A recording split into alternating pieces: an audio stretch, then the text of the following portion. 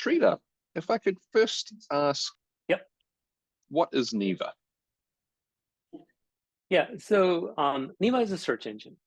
As you know, there are only really one or two, like a couple of search engines with broad usage in the world. There's Google, there's Bing, but they're both ad-supported commercial search engines. And what's happened over the last like 10, 15 years is what started as products for users like you and me have become products for advertisers. They're just more and more ad content. So Neeva was started with the principle that a search engine should really be about its users. So we embarked on this journey to recreate a search engine from scratch, putting the users first. So we show no ads, we show no affiliate links. We are paid for by our customers. We have a freemium model. More recently, with the advent of AI over the past year, we've been at the forefront of using the technology to really bring high quality answers to all of the questions that you or anyone else might want to have of a search engine. Google is one of the most recognizable online brands in the world. You yourself have formerly worked at Google. So using Google as a touchstone for your everyday New Zealander, how is Neeva different to Google? Yeah, I worked at Google for a long time. I was in charge of the ads division of Google. So it's there's a certain tinge of irony to me starting a completely ads-free search engine.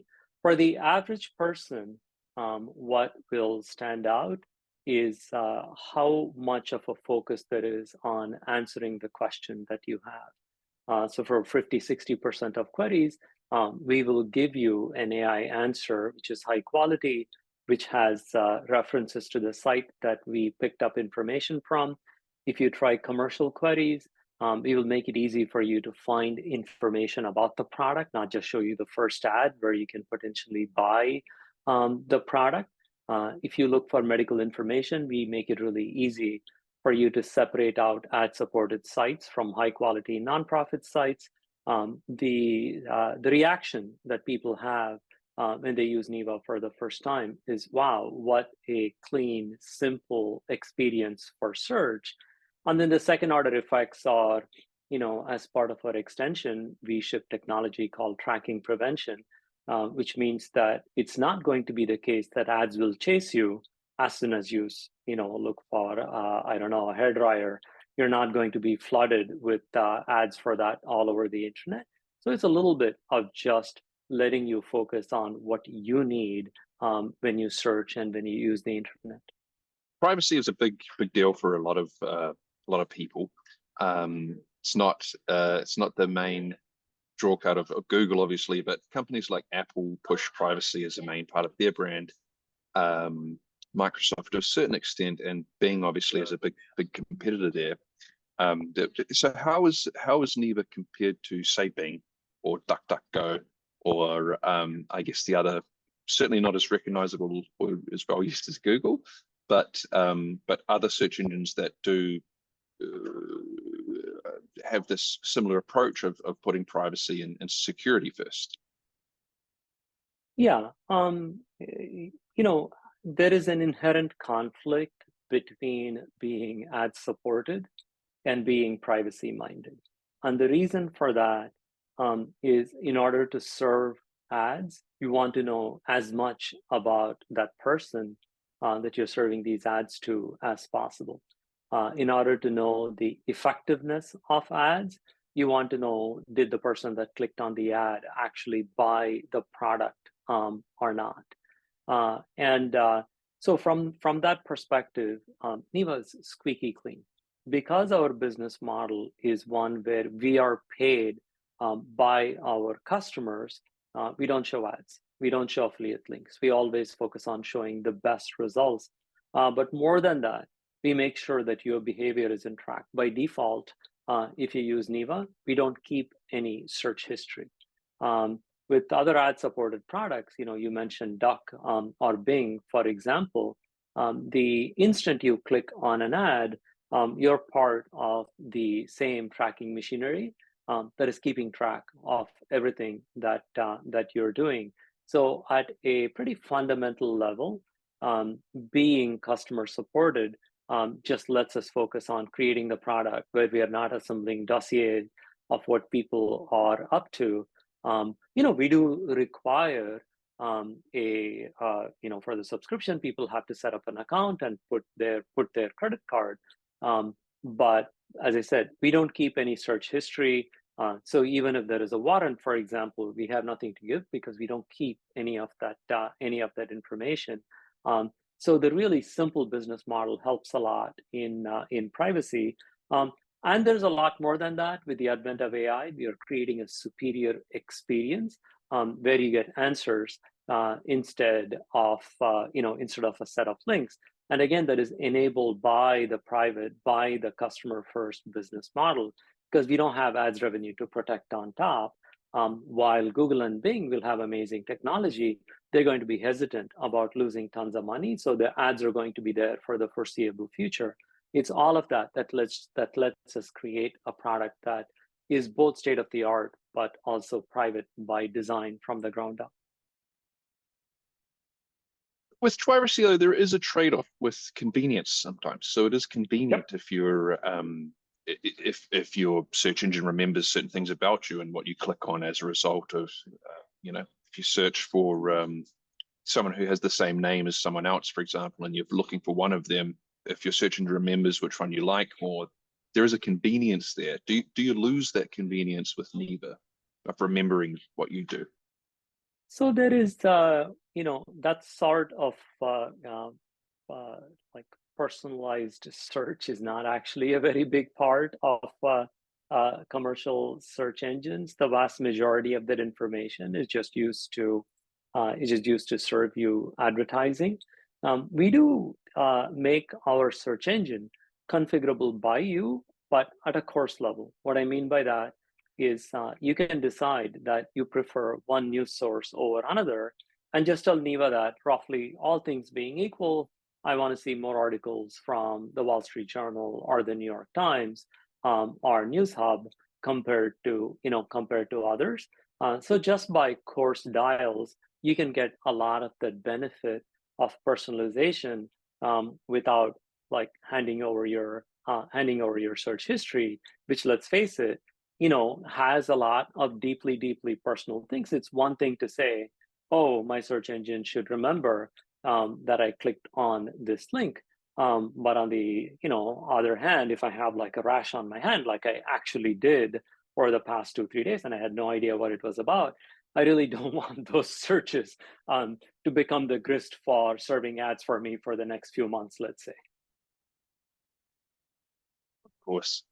Now, Neeva, has been available to use in New Zealand in a beta form or a free form. Can you tell me how the full service is different to what people may have already seen or are able to for free? Yeah, so we, the way we do launches is we, of course, make sure that our search ranking respects local sources. And in obviously cases like Germany and France, we go through a process of translation. We work with local providers of data to make sure that when it comes to local information, when it comes to other what we call one boxes that we show, things for weather, stocks, and things like that, they are also localized. And so there's a certain amount of prep work that that we do. And then as we've been busy launching AI-powered answers for 50-60% of queries, we also have been going through this process over the last few weeks of making sure that they trigger correctly, that they are high quality. So we do all of this work before we release in a country. But the premium offering comes with additional benefits. We have these features we call connectors, wherein you're able to attach your Google Drive or your Dropbox account to your Neeva account, and you're able to search over all the content from the same search box as well. So features like that are part of the premium offering. In addition, we work with partners, Dashlane and Bitdefender, to give you password and VPN functionality when you subscribe to our premium offering. So it's really a little bit of a privacy bundle. So we started having our basic web search be available to people from New Zealand a few weeks ago. But we've been refining the product, getting it ready for prime time, so to say, and then are finally launching it in New Zealand. You mentioned Germany there, which Germany, of course, has some unique rules with, I guess you could say, freedom of speech, or or what is served on the internet. Did you run into any local legislature or legal issues or curiosities with New Zealand? No, we did not. So typically, the way a search engine works is it is our job to make available all legal content that's on the internet. We try to not be judgmental about like what is out there. So unlike a social media company where the content is hosted by the platform, and Twitter and Facebook and so on and YouTube have rules about what is there. Generally speaking, a search engine's job is to help you find everything that that is legally up on the internet in those countries. So that's the bar that we hold ourselves to, and that makes our job, somewhat simpler. But and also obviously Germany has rules because of that country's history. But there are lesser, I guess, less agreeable rules in other countries. Some countries in the Middle East, China. So what is I guess Neeva's general philosophy with obeying the law, even when the law is I guess you could say not agreeable for Western values? As I said, we have not. I don't think we will be allowed to launch in China, even though so far they have not really blocked us, is what I hear from friends. We have no plans to. We have no plans to launch in China. As I said, the way a search engine works is you have to follow the rules of the land where the product is available, especially if you have a specialized domain. At this point, I would say we are small enough that we are sort of passing under the radar of like some of the countries that you're talking about. As we get larger, this is definitely going to be an issue. We have no plans to launch in China. China is it's a special case of just like how many rules and regulations there are, both about what content you can show, but also about things like search history. It's pretty tricky to do business there. And I guess a related topic is that of disinformation, and we are in a bit of a disinformation pandemic. And I think over the last decade, we've seen the very real world harm that can come from falsehoods online around health issues, politics issues, geography issues, even science and reality issues, unbelievably. But there are a lot of false narratives that are very popular. They've been popularized because of the internet, and they are having harm on my fellow countrymen in New Zealand, but all over the world. So what is Neeva's approach to the disinformation pandemic?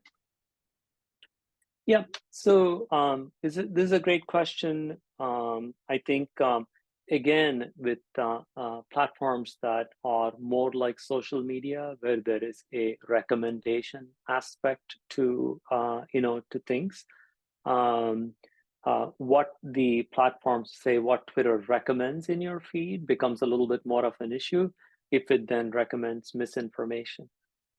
As a search engine, we think it is our job to provide additional context for you, whenever you want. So in the US, for example, we've launched something called Bias Buster, which basically is a way to have a slider show you different points from, what would be thought of in the US as a right-wing viewpoint versus a left-wing viewpoint versus a mainstream viewpoint. So we want to make it easy for people to be able to see. And oftentimes we ourselves are shocked by how, exactly the same event, let's say like Biden's reaction to the Ohio derailment, is portrayed by sort of different sections of the media.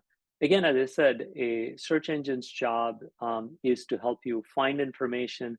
We do try to bring you additional context about the information. For health-related queries, as I said, we make it easy for people to find like what we call verified sites, which are nonprofits, known hospitals, so that people can say, I only want to read information from these trusted sites.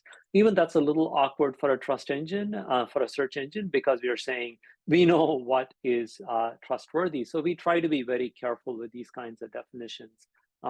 Because we don't think it is right for, let's face it, a group of 50, 60 people in the United States to be making decisions for the whole world. So we try to carefully balance, giving people information that they're looking for, but also provide the additional context about different sites so that they can judge for themselves sort of what it is that they want to read.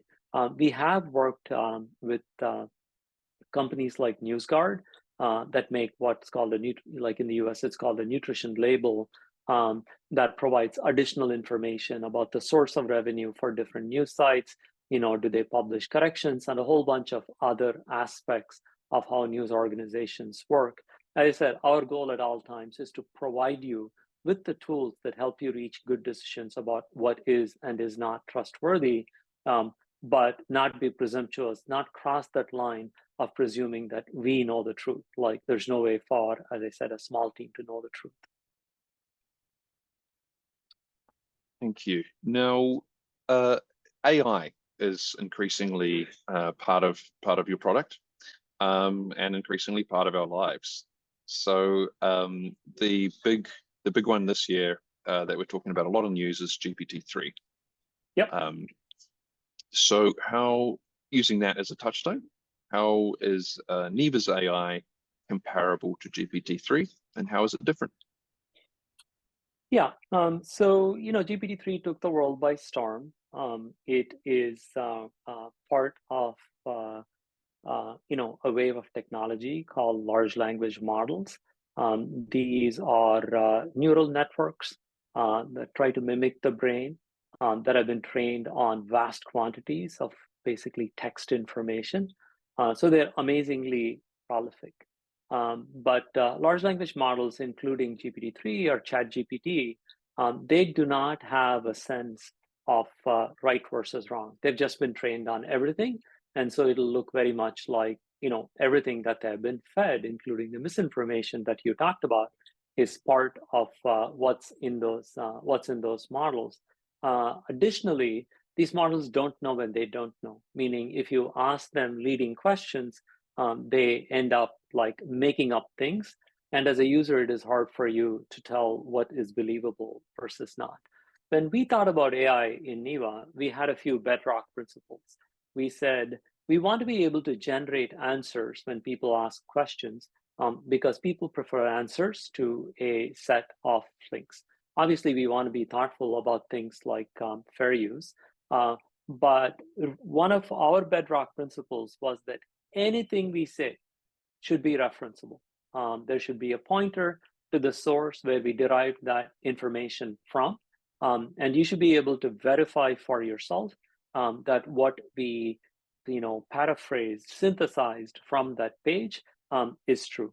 We also wanted our AI to be real time, meaning as news happened around the world, we wanted the AI to reflect that. Models like ChatGPT, they're frozen to a certain point in time. And so AI is increasingly a part of our product. We deliver fluid answers for 50+% of the queries that we get. But at all times, we only give an answer when we are sure of where we are getting the answer from. We'll always show you references, and we'll always try to incorporate the latest information about that topic into the answer, so you get timely information as well. All of this means that we are conservative. We don't have AI answers for 100% of the queries. GPT, like ChatGPT, will give you answers for a bigger set of questions. But we think we have far fewer hallucinations. We are far more believable than just like an open-ended chatbot. This technology is rapidly evolving. How you use AI models in combination with a search engine is something that we have adopted wholeheartedly, but other people like Bing and soon Google will be adopting it. But we're pretty proud of the fact that even as a 50-person team, we're doing something that is cutting edge and state of the art in terms of making AI accessible, useful, and believable for our users. But if you can just talk a little bit more broadly than Neeva and even just search engines for a moment, just as you're an expert, what's your take on where we're at with AI, and what are there major dangers that are being overlooked, or is it sort of do you believe it's a net good for our species? Well, it's clearly a very complicated question. And we are very much at the beginning. I worked in technology for a long time, and I can't think of another thing that's been this exciting, just from what is possible. But it's also important to separate out the, like the bad use cases, from like the good ones. At their core, these large language models are really, really good at like understanding what you say, understanding language, and then taking a lot of output and distilling it down to something that we can understand. They're amazing input-output machines. All of us have struggled to interact with websites. On most sites, you need to enter like date in a very specific format, or they'll reject it, or they will produce output only in a certain way, and it's up to us to figure it out. I think these AI models are pretty amazing when it comes to making language a lot more fluid in how we interact with them. What you're seeing now with Neeva is the next level of evolution of these models, where they're learning sort of, we are almost teaching them tool use. In other words, these languages are working, these large language models are being put to use in conjunction with a tool like a search engine. And as you can see, that is a step up. You're going to see more and more of this. You're going to see companies that are going to be working on, combining these large language models with maybe a tool like Mathematica that can run equations for you, or maybe even a web browser that can navigate to a site. They're going to have more and more context. So I think positive use cases will definitely grow, and there will be benefits for all of us. However, all technologies can also be put to bad use. This very same AI technology is going to flood the internet with a set of low quality pages, or with a set of things that sort of look true, but are not really. So misinformation is going to be an even bigger problem. So I think the onus on us to find out, is this a trustworthy site? Is this a trustworthy source that I am looking at? I think that is going to be even higher. And sadly, I think we'll soon come to a world in which if you listen to a piece of audio, you can no longer be sure that it is from the person that you think it is from. And the same can happen with video. So a lot of what we accept as normal and real are going to be severely tested by this, which means that there's going to be a whole bunch of agents that are going to be, out spreading rumors, creating misinformation. So I think problems like that are definitely going to happen.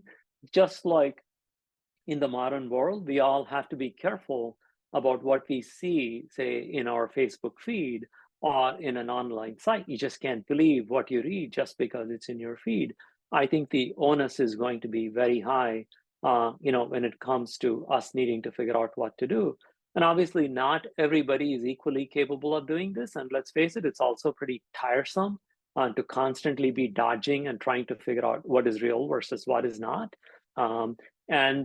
So I think there are definitely challenging things that these models are going to create. I worry a little bit less about things like singularities and AI models are going to take over the world and stuff like that. I think they're actually quite primitive right now. It's going to be a long time, but I think there is definitely a Cambrian explosion of information that is coming, and I think the bar for all of us to make sure that we are consuming high quality information is going to be raised. And as I said, it is tiring. Part of the reason I eventually decided I didn't like ads is you don't want everything to become an obstacle course, and search engines have become an obstacle course. That sometimes you just want to ask a question, or you just want to look for a product.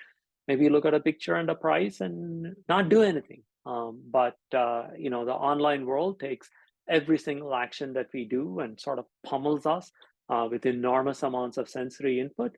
I think that is that's the unpleasant side of this. Sridhar, I just want to end with a question about your product coming to New Zealand. So how is Neeva going to make the lives of New Zealanders better?